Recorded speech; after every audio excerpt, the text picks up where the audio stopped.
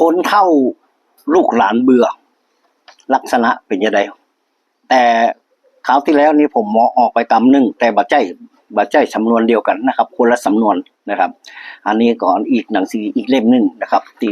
บัดได้มาจากสำนวนเดียวกันนะครับ อันที่ข่าวที่แล้วนี่ก็ได้มาจากหนังสือของพ่ออำนวยกลัมพัฒน์แต่อันนี้ได้มาจากหนังสือของวัดเด่นชัยนะครับจังหวัดแพร่นะครับซึ่งเป็นหนังสือที่เพิ่นแจกงานประชุมเพลิงนะครับพระราชทานเพลิงศพของท่านพระครูวิสารนะครับลักษณะคนเฒ่าลูกหลานเบื่อนะครับก็จะมีอยู่12ประการนะครับอันนี้ได้มาพร้อมกับคนเฒ่าลูกหลานฮักด้วยนะเดี๋ยว แล้วผมวันต่อไปจะเอามาเล่านะครับเป็นเฒ่าจุกจิกขี้โคตรนะครับ1เป็นเฒ่าจุกจิกขี้โคตร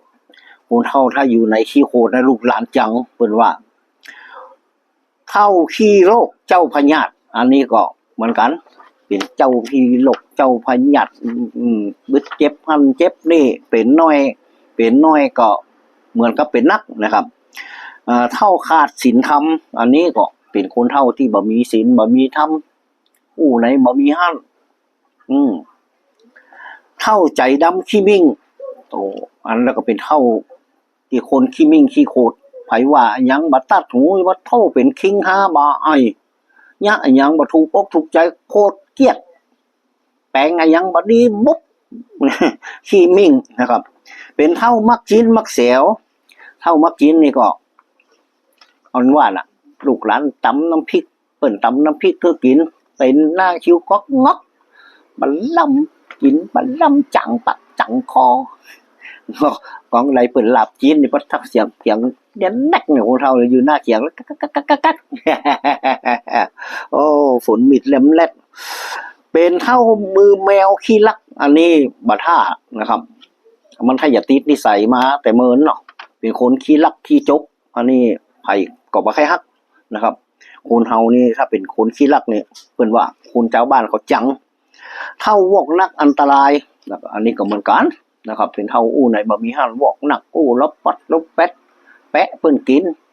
เปิ้นมาถามสตางค์ลบหั่นลบนี่เป็นเท่าบ่ได้บ่ดอกอันนี้ก็แถมเท่าเป็นเท่าก็เท่าอย่างละเปิ้นห้องกี่เข้าก็กินเนี่ยลำบอกว่าบ่ลำบอกว่านักปิ้ง เปิ้นไปที่ไหนพอเปิ้นเนี่ยบ่ได้ถามเปิ้นจะไปที่ไหนใครไปได้เปิ้นก็อย่างนั้นนี่บ่สนใจนะครับบดจะไปไหนก็ไปนะดื้อแบบบ่ฮ้อนบ่หนาวนะครับเป็นคนเฒ่าบ่ดอกบ่ได้คนเฒ่าซอกกอกลอกแลนอันนี้ก็เป็นเฒ่าที่นิสัยบ่ค่อยดีนะครับละอ่อนยุบตีนยุบมือหรือว่าก็เป็นเฒ่าหัวงูก็ว่าได้นะครับบางห้องก็เป็นเฒ่าหัวงูลูกหลานน่ะบ่ฮู้ปานน่ะคนเฒ่าละอ่อนลูกยุบตีนยุบมือแปลงตาจะผีสือบ่ฮู้จักตัวเก่าหันละอ่อนนุ่มสั้นเตี้ยวกายไปตาน้อยตาใหญ่ลักส่องพ่อเป้าเท่าแล้วนี่มันยองพ่อหัวเท่าแล้วบ่ฮู้สึกตัวงูออกเต็มหัวแล้วนะป้อเท่า เป็นเท่าคอทองแดงแต่หมู่อันนี้บัดละเหนอกินเหล้าแล้วลุงลังเมาเหล้าแล้วป้อโทไผแปดหูน้อยอันยังก็ถามตีถามร้องนะครับเท่าคอทองแดงเตหมูและเท่าขี้ขี้โมอันนี้ก็เป็นเท่าขี้ลม